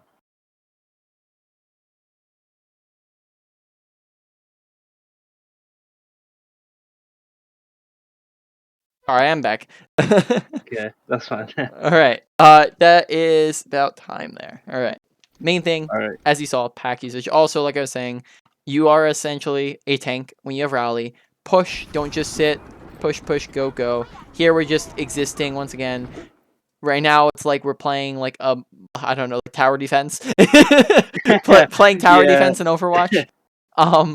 We're just kind of sitting around, go and do stuff. Brig as a character, you need to like 70% of your kit relies on you pushing, right, and being close enough to engage. That doesn't mean you sprint into the team and die every fight.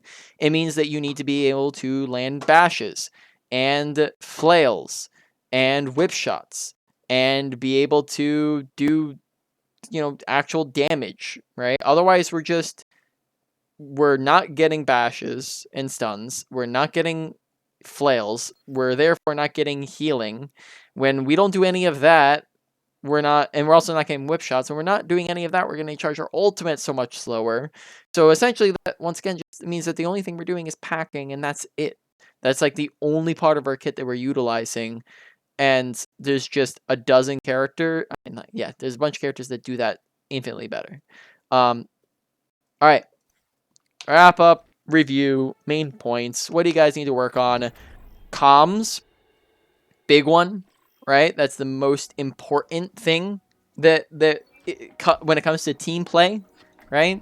Communication is key for team play. If you guys are not calming, which, I mean, you said, you kind of described it like you guys kind of don't really.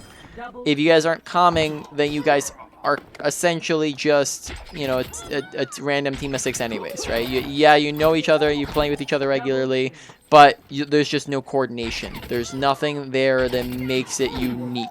So, communicate. And there's a lot of different types of comms that we went over. Target calling. Designate somebody, often the main tank, to say Genji, Ana, right? Rein. Make him call it out. Everyone focus that target. Everyone else should echo call, and then designate like kind of a second person for when they're not there, often the off tank. With all the comms, kind of just mess around with it until you figure out who you want it for. While you're learning, don't, once again, sorry, I'm interrupting myself. Don't try to do all this stuff all at once. You've heard me say this before, I would imagine. Don't as individuals and also as a team, do not overwhelm yourself. Don't come away from the session and go, okay, Tabugi said we are going to do comms, and that means that we are going to immediately start doing all of the comms all at the exact same time.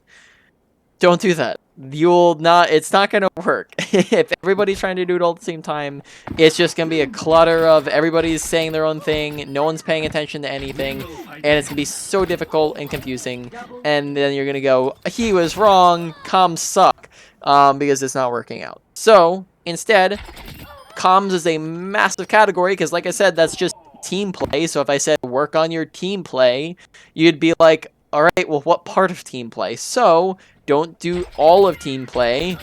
Do one part of comms to begin, or maybe 2 parts of comms to begin. Generally speaking, you can work on multiple things at a time if they don't overlap. So, for example, something that might overlap is doing ult tracking and ult planning, because they both eat into the same time frame, right? It's that 20 seconds. So if your ult tracker needs to get used to ult tracking and getting faster and faster at it, to start, the ult tracker might need that 20 seconds, right? And then as they get faster and faster at it, they might get it down to, now they're doing it all in, you know, in 6 to 10 seconds, right? But to begin, they might need 20 seconds. So how is it going to work if you try to do the ult tracking and then try to pile on ult planning on top of that? It's not going to work out too well. But if you did ult tracking and target calling, those don't really overlap at all. When the fight's over, there's no need to call out a target, right? So those 2 would be something that you could work on because they don't overlap. So as a team, intentionally focus on the things that you're trying to work on. Make it the forefront of the thing, like come into the team, the game, right? And say, okay, for this session, for these games, our primary goal is this. The first session after this, your primary goal should probably be set up comm roles and try out the different comm things, right? And just go through them and test them out and see how is it going to go. Come up with the comm roles, and then, you know, maybe that might take a session or 2 or 3, you know, scrims. And then once you get that solidified, then you kind of move on from there, right? But come up with the objective for the session, for the scrim, and then focus on that intently, and that's how you're going to work on things and improve, right? So back to comms. Call the ult tracking, which is a process of elimination. After ult tracking, you do the ult countering, right? That can be done either by the ult tracker or the ult planner. Ult tracker is generally, traditionally, sorry, you can do it whatever, but traditionally it is the main support or other flex support. The old planner is traditionally the main tank. It can be something else. It has been like DPS before as well. I would say supports kind of usually come last because they're, once again, traditionally do the old tracking. Yep, and then besides that, there's also things like call when you've won or lost a fight. Come up with someone who can do that. Maybe, I mean, unless somebody wants to be super talkative and do all of that, it might be, oh, I think I just disconnected or something. But it might be convenient and easier for everyone if you separate it up and divvy it out rather than having one person do everything. So maybe have a separate person focus on the focus on whether or not you've won or lost the fight, right? That might be something for them to do. Other comm stuff. I don't know if there's anything else. Other comm things. What? That's generally it. Comms is the main stuff, and then there's too many individual things to really go over in this time. Do you have any questions about anything? So for target calling, that's the same as shot calling, or kind of. Shot calling is like a broad category. So think shot calling is like the shot caller is the person who's calling the shots. So what are you guys doing? But it's a broad category. Typically, traditionally, the quote-unquote role of shot caller is the main tanks. And then they're the person who is saying, this is the plan. This is where we're going. They also do something. We didn't really go into this at all, but you know, they do the pathing. So, you know, if we're running more of like a brawl, they say, okay, we are going to go from point A to point B. We're going to go this way in this path. They are directing your whole team. Often, like we said, the main tank is going to be the one calling the targets. Okay, we also said that the main tank, what else did I say the main tank? I think that's a lot of it, right? Targets, plan, direction. Oh, coordinating the dive, right? Saying, this is when I'm going now. So that's, they're calling the shots, they're calling when you're doing what. And traditionally, that's the main tank. Doesn't necessarily have to be, but there's a reason why it's traditional. It's because there's kind of an advantage to it being the main tank. You can divvy them up to other things, but it might not work as well, but it's still better than nothing. Alright. I think that's about it with my questions. Alright, sounds good. I'll get you your recording in about 5 minutes or so. And then you can share that around with your buddies and pals. Besides that, that's, I think, about it over on Metafy. So how Metafy systems work, one thing you can do, I think, is leave a video review. So they are weird and they don't do, like, you can't actually do a written comment. You have to do a video. So if you're comfortable with that, that would be fantastic. That also gets you a 5% discount on your next order, I believe. So that would be something to consider if you're interested. Besides that, if you want more coaching, or if your team wants more coaching, or if, you know, because you guys can all split the price, if everybody chips in, it's like $5 each for a session. Or sorry, I don't know. I don't quote me on that. But I was just doing quick head math. I'm just saying generally. But yeah, if you want solo session, if you want coaching, if anybody else really liked this and enjoyed it and wants coaching, hit me up on Metafy. I will link you. I mean, you actually already have the link. So if anybody's interested, then they can ask you for the link to it. But go to Metafy. Metafy's great. I can charge a lot less because they don't charge me a 20% like commission like Fiverr does. Fiverr takes 20% off of my stuff. Metafy doesn't. I can charge less for my sessions. Also, there's a lot of discounts as well that do stack. So if you order a little bit more, you know, just order multiple sessions, you'll start to see discounts up to like 25%, which means if you get a lot of sessions and do the video review, you can get like 30% off, which is a lot. That's about it. It's all right. I'm done now. Okay. You're a good salesman, man. All right. Well, we might just have to set something up if you're interested. Okay. I'll let the rest of the team know if they want to do like a one-on-one with you. Sure. I mean that definitely works with me. All right. Ahuga. Well, All right. I will see you around. All right. All right. I'll catch Have you a- later, man. Sounds good. Bye bye. Bye bye.